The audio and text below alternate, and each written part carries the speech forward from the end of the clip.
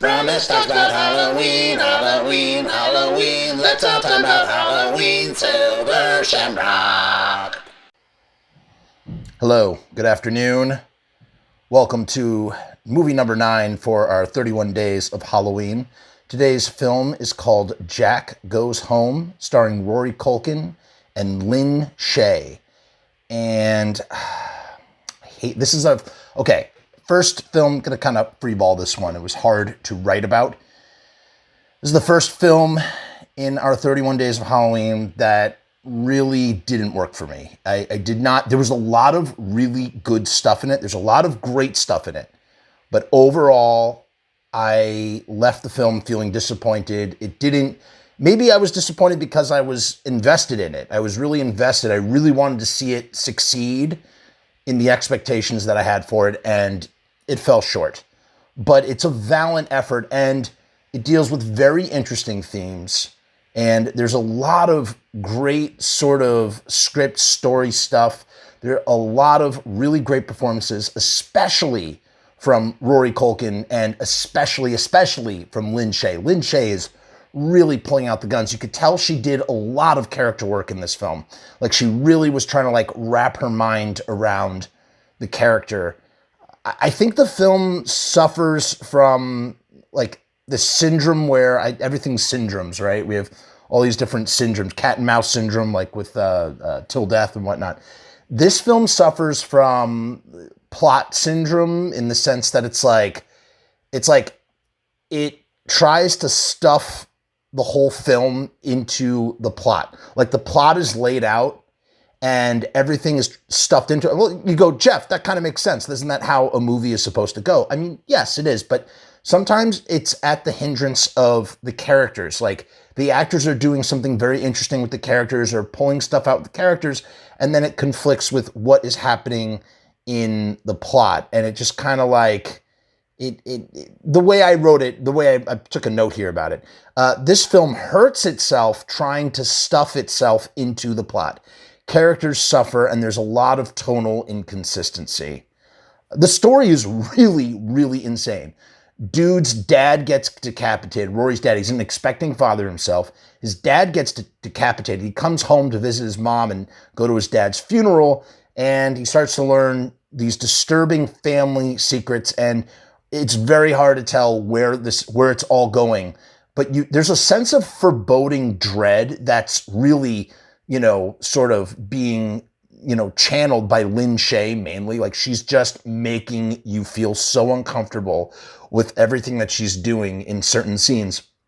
There's this sense of dread that leaves you thinking whatever this secret is, it's going to be really bad and really disturbing, and it's going to destroy everyone. And it really did make me think about a lot of things symbolically. That's why I wanted to say, even though the film didn't work for me, it is dealing with a lot of very interesting things, and it does propose a lot of interesting things. Like, for instance, there's, the secret is in the attic, and I really love the thematic symbolism of what the attic represents, especially in this film.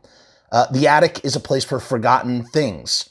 They are usually forgotten for certain reasons, and despite how they may make us feel unconsciously at certain times, the day-to-day with those things in the attic is tolerable enough, and it's best not to go up there and sort through all of these forgotten things.